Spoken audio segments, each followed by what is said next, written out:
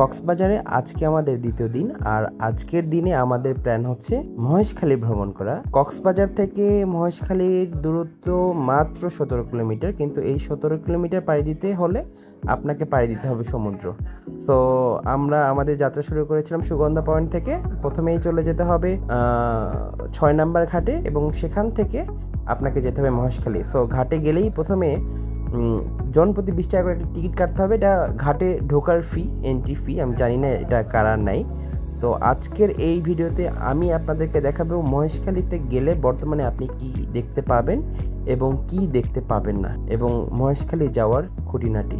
Speed বোর্ডে যদি যেতে চান তাহলে অবশ্যই 10 জন করে, প্রতি স্পিড বোর্ডে 10 জন করে হলে তারপরে ছাড়ে, 10 জন যাত্রী হওয়ার পরে ছাড়ে। যেহেতু আমরা ছিলাম 7 জন, সেই জায়গায় 3 জন বাকি ছিল, এজন্য অনেকক্ষণ ধরে আমরা ওয়েট করছিলাম স্পিড বোর্ডের জন্য। অ্যাকচুয়ালি বাকি 3 জন যাত্রীর জন্য বিশেষ করে অপেক্ষা করছিলাম। দেখছিলাম যে 3 জন আসছে না, তখন আমাদের নিজেদের মধ্যে থেকে আমরা ডাকা শুরু করেছিলাম যাত্রী মহেশখালীর উদ্দেশ্যে। আমরা নিজেরাই ডাকছিলাম যদি যাত্রী।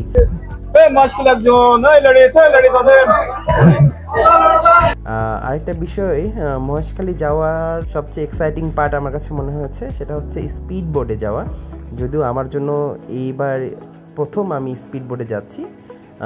প্রথম একটু ভয় লাগছিল, তারপরে আমি ব্যাপারটা এনজয় করেছি। আমার কাছে মনে হয়েছে এটা মোটামুটি সেফ, আপনি চাইলেই যেতে পারবেন। এবং আরেকটা বিষয় হচ্ছে এই স্পিড বোর্ডে আপনাকে কোনো লাইফ জ্যাকেট দেওয়া হবে না, এবং ইনফ্যাক্ট কাউকেই দেওয়া হয় না। কিন্তু আপনি যখন যাবেন, আপনি এই আশেপাশে সমুদ্রের ভিউ দেখে অবশ্যই মুগ্ধ হবেন। মহেশখালীতে আমরা যে ঘাটে নেমেছিলাম, মহেশখালীতে অ্যাকচুয়ালি 2টা ঘাট, একটা হচ্ছে পর্যটন ঘাট বলছে ওনারা, আর একটা লোকাল ঘাট। সো আমরা নেমেছিলাম পর্যটন ঘাটে। অল্প কিছু দূরত্ব, এই দূরত্বের জন্য আমাদেরকে এক্সট্রা পে করতে হয়েছে 50 টাকা করে এক্সট্রা পে করেছি আমরা। আপনারা যদি ওই লোকাল ঘাটেই নামেন তাহলে হয়তো 40-50 টাকা করে কম ভাড়া লাগবে। যেহেতু আমরা জানতাম না, প্রথমবার গিয়েছি, এজন্য আমাদেরকে এক্সট্রা 50 টাকা করে খরচ করতে হয়েছে। সো আমাদের মহেশখালী ঘাটে নামার পরেই আমাদের প্রথম স্পটটা ছিল শ্রী আদিনাথের মন্দির। মহেশখালীতে একটু বলেই রাখি, এটাই একমাত্র বর্তমানে ওপেন জায়গা যেখানে গিয়ে আপনি সবকিছুই দেখতে পারবেন। মহেশখালীতে আসার পরেই আপনাকে কিছু অটো আপনাকে ব্রিফ করবে কিভাবে কোন স্পট ঘোরা যায়। এর মধ্যে কি আছে ভাই? আদিনাথ মন্দির আছে, পাহাড় আছে, স্বর্ণ মন্দির আছে, গৌতম বুদ্ধ বিহার আছে, জিরো পয়েন্ট রাবণ আছে। সবগুলো আর দেখাই আপনার যাওয়া আসা বানিয়ে সবগুলা দেখে নিয়ে আসতে কত নিবেন ভাড়া? ভাড়া হচ্ছে ভাই মনে করেন আপনার 2-3 ঘন্টা 4 ঘন্টা যা সময় লাগুক, সময়টা হচ্ছে আনলিমিটেড। আমাদের যাওয়া আসা ভাড়া হচ্ছে আপনার একজন আপনার 160 টাকা পাস যাওয়া আসা নিয়ে আসবে। মানে সব ঘুরাবেন, তারপর একজন 160 টাকা করে নেবেন। হ্যাঁ, পাসে। আদিনাথের মন্দিরে ঢোকার আগেই আপনাদের চোখে কিছু ডাবের দোকান পড়বে। যেহেতু প্রচন্ড গরম ছিল, আমরা একটু ডাব খাচ্ছিলাম, একটু দরদাম করে ডাব খাওয়ার চেষ্টা করছিলাম। কমাবেন না? ওটা আমি তুলে দেবো। মানে সবগুলো কি সেম প্রাইস না আর কোয়ালিটি আছে? যে কোয়ালিটি আছে ভাইয়া। কই আর কমগুলো? এখানে 80 টাকা দামের আছে, 80, 120 টাকা দামের আছে, 100 টাকা দামের আছে, 150। ওগুলো কি 150 নাকি? ওটা 150। শ্রী শ্রী আদিনাথ মন্দির হচ্ছে পাহাড়ের উপরে। আপনাকে মন্দির পর্যন্ত পৌঁছাতে অনেকগুলো সিঁড়ি পার হতে হবে। সো আমরা ঢুকছিলাম, ঢোকার মুখেই জায়গাটা অসম্ভব সুন্দর। সিঁড়িটা আমার কাছে স্পেশালি অসম্ভব সুন্দর মনে হয়েছে, যেহেতু পাহাড়ের উপরে একদম মন্দিরটা, সেক্ষেত্রে চারিদিকেই সবুজ, অসম্ভব সুন্দর মনোরম পরিবেশ।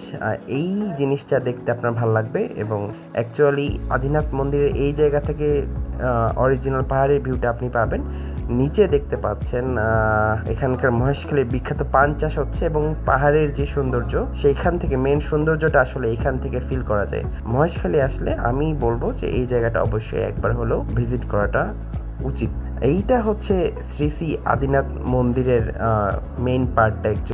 এরপরেই আমরা গেছিলাম মহেশখালীর বিখ্যাত স্বর্ণ মন্দির দেখতে, কিন্তু আমাদের দুর্ভাগ্য এখানে একটা বিজ্ঞপ্তি ঝুলে রেখেছে।